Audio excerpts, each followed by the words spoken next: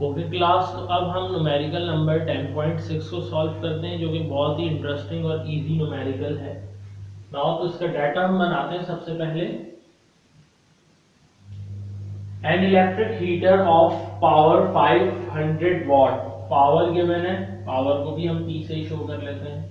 500 what unit हमें बता रहा है क्या चीज है। rises the temperature of 4 kg of liquid, तो मास हमें कितना गिवन है 4 kg from 10 degree to 15 degree in 100 second, यानी टेम्परेचर्स गिवन है। T1 आपको गिवन है 10 सेंटीग्रेड और T2 आपको गिवन है 15 सेंटीग्रेड इन 100 सेकेंड, यानी टाइम भी आपको गिवन है कितना 100 seconds. Calculate the heat capacity of 4 kg of liquid, heat capacity मालूम करनी है आपने, जो कि हम C से रिप्रेजेंट करते थे। And the specific heat capacity of a liquid, ये भी हम C से स्मॉल से रिप्रेजेंट करते हैं। तो हमें जो स्पेसिफिक हीट कैपेसिटी है और हीट कैपेसिटी वो मालूम करनी है। तो दो केस हैं हमारे पास, केस 1 के लिए है, केस 2 के लिए। सॉल्यूशन में हम आते हैं। तो हीट कैपेसिटी का हमारे पास सिंपल फॉर्मूला हुआ करता था C equals to delta Q upon delta T। तो डेल्टा T तो हमारे पास आ जाएगा हम T2 माइनस T1 में। और एक बात ये भी आपने याद रखनी है, जब भी हमें डेल्टा में जाना हो टेम्परेचर्स के लिए, तो हम इसकी केल्विन में कन्वर्जन करें या ना करें, इनका रिजल्ट सेम रहता है। तो इस वजह से हम इसकी कन्वर्जन भी नहीं करते, यानी जो प्लस 273 करना होता है। अब हम जो है वो फॉर्मूला अगर यूज करते हैं, उसके लिए मुझे डेल्टा Q की रिक्वायरमेंट है। तो उसको पहले कैलकुलेट करने का तरीका हमारे पास क्या है, मैं पावर का फॉर्मूला यहाँ पर अप्लाई करता हूँ, जो कि मेरे पास बराबर हुआ करता था वर्क अपॉन टाइम। और एक चीज मुझे और मालूम है कि वर्क बराबर होता है डेल्टा Q हीट के अपॉन T। तो अब मेरे पास जो है वो P भी मुझे गिवन है पावर, और टाइम भी गिवन है। तो अब मैं क्या करूंगा, पहले इसको ड्राइव करता हूँ। Delta Q equals to P multiply हो जाएगा मेरे पास T से। Now then delta Q equals to P की वैल्यू आपको गिवन है 500 और टाइम आपको गिवन है 100। अब इन दोनों को जब मैंने मल्टीप्लाई किया, तो ये मेरे पास 500 मल्टीप्लाई बाय 100, तो 50000 वर्क जो है वो हमारे पास एनर्जी की ही टाइप है, तो इसका यूनिट जूल आ गया। अच्छा जी, अब हमें डेल्टा Q मालूम हो चुका है। अब हम इसको फर्दर सॉल्व कर लेते हैं। तो सॉल्व करने के लिए सबसे पहले मैं मास वाला यूज करता हूँ, C equals to delta Q upon M delta T। तो C equals to delta Q का मतलब है जो अभी हमारे पास रिजल्ट आया है 50,000, देन डिवाइडेड बाय M की वैल्यू हमारे पास है 4, और टेम्परेचर T2 माइनस T1, यानी T2 की वैल्यू मेरे पास कितनी है 15, और T1 मेरे पास है 10। ओके, सो मैं इसको इस तरह फर्दर लिखता हूं, 50,000 डिवाइड बाय 4 इंटू 5, 15 माइनस 10 किया हमने तो 5 बचेगा। नाउ 5 1 जा 5, देन 5 1 जा 5 मोर, और भी इसको हम सॉल्व करते हैं। 1004 से अगर हम करें तो 4 1 जा 4, 4 250 2500 ये हमारे पास आ जाएगा। 2500 इसका आंसर बनेगा। अगर 10,000 में से अगर हम डिवाइड करते हैं 4 से 10,000 को, तो ये 2500 आपके पास आ जाएगा। तो फाइनल रिजल्ट यानी कि C इक्वल्स टू मेरे पास ये आया 2500। हीट कैपेसिटी है, तो इसका हमारे पास यूनिट क्या हुआ करता था, जूल पर मोल केल्विन। ठीक है, केल्विन क्यों लिखा, क्योंकि अगर हम इसको कंसीडर कर ले कि हमने चेंज भी किया है, 273 इसमें भी ऐड करते और 10 में भी, दोनों को सब्ट्रैक्ट करने के बाद रिजल्ट इनका 5 ही आता।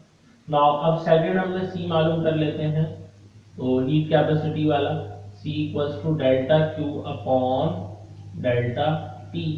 तो ये मोर सिंपल है उससे भी, ये आपके पास 50,000 था, डिवाइड में आपके पास डेल्टा टी की वैल्यू क्या बनी थी 5, 15 माइनस 10 तो 5 बना था, ये आपके पास 5 से 5 कैंसिल हुआ, तो C इक्वल्स टू 1000 सॉरी 10,000, ये आपके पास इसका आंसर आ गया जूल पर केल्विन।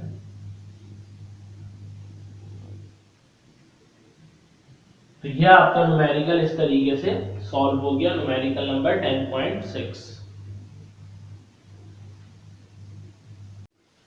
ओके क्लास, तो अब हम न्यूमेरिकल नंबर 10.7 को सॉल्व कर लेते हैं। तो इसमें आप देखें, अ 2 किलोवाट स्टील केटल, 2 किलोवाट यानी कि आपको पावर गिवन है 2 किलोवाट, इसको आप कन्वर्ट कर ले डायरेक्ट, तो ये इसका ये मतलब हुआ कि ये 2000 वाट है। ऑफ मास 1 kg, तो केटल जो है उसका मास हमारे पास कितना है 1 kg, contains 1.5 kg of water, और उस केटल में हमारे पास वाटर फिल्ड है जिसका मास है 1.5 kg। तो ये दो मासेस आ गए, एक फर्स्ट वाले को हम केटल के मास के m1 बोल देते हैं जो बराबर होगा 1 kg के, और m2 सेकंड जो बराबर है 1.5 kg के, जो कि वाटर का मास है एट 30 डिग्री सेंटीग्रेड। तो टेम्परेचर आपको गिवन है कितना 30 डिग्री सेंटीग्रेड। नेक्स्ट चीज में हम आ जाते हैं, what is the time taken to boil the water, कितना टाइम लगेगा इसको बॉयल, बॉयल का मतलब है कि टेम्परेचर 2 की बात हो गई, यानी फर्स्ट तो हमें गिवन था टेम्परेचर 2 कितना हो गया, बॉयल का मतलब है 100 degrees. The water if the specific heat of steel is, तो स्टील की जो स्पेसिफिक हीट कैपेसिटी हमें गिवन है उसको मैं C1 से रिप्रेजेंट कर रहा हूँ, क्योंकि हमने जो मास 1 है वो केटल स्टील मास की बात की थी केटल के। तो ये 460 आपको joule per KG centigrade given है, and that of water is 4200 joule. तो C2 में बोलता हूं हमें गिवन है 4200 joule per KG kelvin, kelvin हो या सेंटीग्रेड हो इसमें कोई।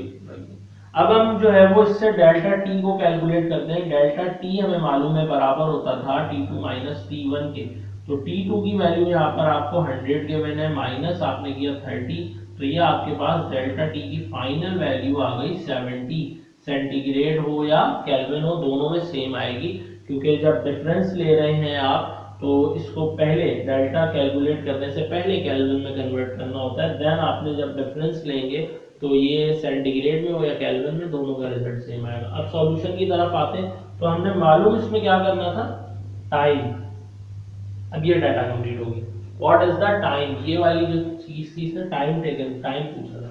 तो टाइम को कैलकुलेट करने के लिए हमने वही पावर का अगर फॉर्मूला यूज करें P equals to delta Q upon T, तो डेल्टा क्यू की वैल्यू हमारे पास फिलहाल नहीं है, तो डेल्टा क्यू की वैल्यू हम कैलकुलेट कर लेते हैं। अभी हमें दो जो है वो सब्सटेंस है, एक केटल स्टील सब्सटेंस है और उसमें वाटर फिल्ड है, तो उन दोनों सब्सटेंस का हम हीट डेल्टा क्यू कैलकुलेट कर लेते हैं, हीट अलग अलग, और फिर उन दोनों को मर्ज करते हैं, ऐड करके फाइनल जो हमारे पास हीट है डेल्टा क्यू वो कैलकुलेट करते हैं। तो फर्स्ट हम delta Q equals to C M delta T, यही हमारे पास फॉर्मूला था, ये डेल्टा क्यू वन हो गया C1m1, तो delta Q one equals to C1 की आपके पास वैल्यू यहाँ पर आपको गिवन है कितनी 460, तो आपने लिख दिया 460 मल्टीप्लाई बाय मास आपको 1 है, और डेल्टा टी की आपको वैल्यू गिवन थी 70 जो आपने कैलकुलेट की थी।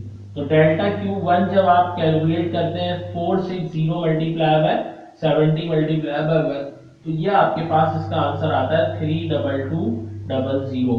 तो ये जूल आपके पास, क्योंकि इसका यूनिट है, ये आपके पास एनर्जी का है। अब सेकंड हम डेल्टा क्यू टू मालूम कर लेते हैं, उसके लिए भी सेम फॉर्मूला होगा C2m2 डेल्टा टी। अब delta Q two equals to C2 की वैल्यू आपको 4200 गिवन है, मास आपको जो है वो 1.5 गिवन है, और टेम्परेचर आपको 70 गिवन है। अब आप इन तीनों चीजों को मल्टीप्लाई करें, तो 4200 को आपने 1.5 से मल्टीप्लाई किया, देन 70 से मल्टीप्लाई किया, तो ये आपके पास रिजल्ट आया 441000। ये भी जूल क्योंकि एनर्जी की काइंड है। अब हमने टोटल मालूम करना है डेल्टा क्यू, जो कि बराबर होगा delta Q1 plus delta Q2। तो अब हम ऐड कर देते हैं इन दोनों को, delta Q1 into delta Q1 की हमारे पास वैल्यू हमें गिवन है 32200 प्लस 441000।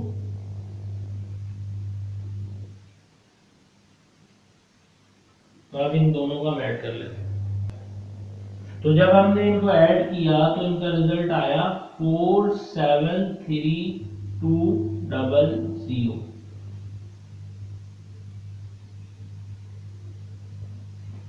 तो ये आपके पास जो है वो टोटल आ गया रिजल्ट इसका डेल्टा क्यू। अब लेकिन आपने मालूम करना था टाइम।